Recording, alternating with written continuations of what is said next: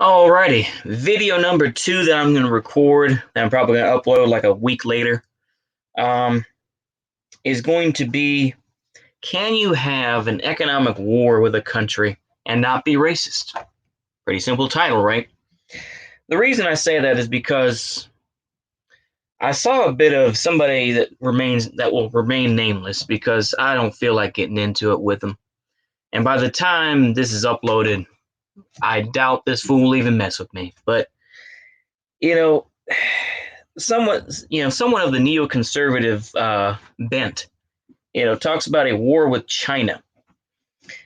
And of course, what they don't talk about is, the thing is that in general, the United States is always good with a bit of racism. Even I have to say, as a white dude, we're good at racism, aren't we?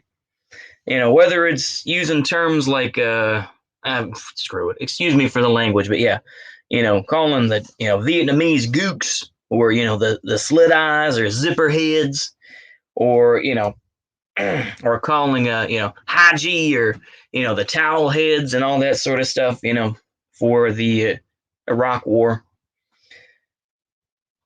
What would be the new thing for the Chinese? Ching chong ping pong. That's the whole. This is the whole. How can you do that? How can you have? And of course, people say, "Oh, well, it's awful that the racism exists," but this is the excuse that these folks give. Now, I could talk about the whole other business on that stream, but there's no point in that. It was just cringe and it was a lot of bullshit. But to me, you cannot have an economic war, or any sort of war, and not have a bit of racism. That's my view, anyway. It's just, you got to build hatred for the enemy somehow. People are animals, and to try to be like, oh, we're against the CCP. And this particularly, they're talking about China. We're against the CCP. We're not against the people. And then, of course, they talk about dropping A-bombs and everything else like that on folks. You don't have the moral high ground. That's all I can tell people like that.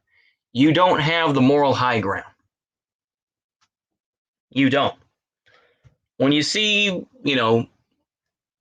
footage of Hiroshima or Nagasaki, you don't get to say stuff like, oh, well, we're not racist, but no, give me a freaking break, I just think that's ridiculous. And this is and like I say, there's a lot of folks on the left who are, talking more about war, some sort of trade war with China, or, some sort of economic war. And it's like, look. And then, of course, they'll say, oh, well, it's awful what's going on, and these, people are dying in, in California or something like that, and they're getting beat up. And of course, the joke is, of course, is that they're protesting white supremacy. They're not protesting against any other group. It's white supremacy's problem. And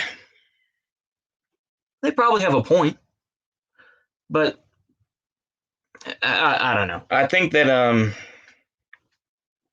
this trade war with China will get worse and worse for the United States, and I think that the United States will lose because we don't have a unified country.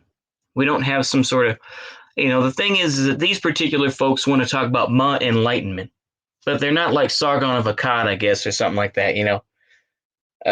Read Kant. Read Kant. It's just, y'all know who I'm talking about, but I'm not gonna give them the satisfaction. The thing is that how can you argue for shit like that, and then it makes me upset because I don't want a war with China. I don't want any war with China. Why don't we just try to make peace with them? But of course, it's all about hegemony, and China's going to invade the U.S. I don't know. I mean, what sort of Red Dawn fantasy are you living in? I don't know. But yeah, that's the second video. Like I say, There is so much more I could talk about with this subject. I'm not going to, and particularly with this person or that particular stream, I'm not going to though, because it was just fucking cringe, you know? Anyway, hope you'll enjoy that. See you later. Goodbye.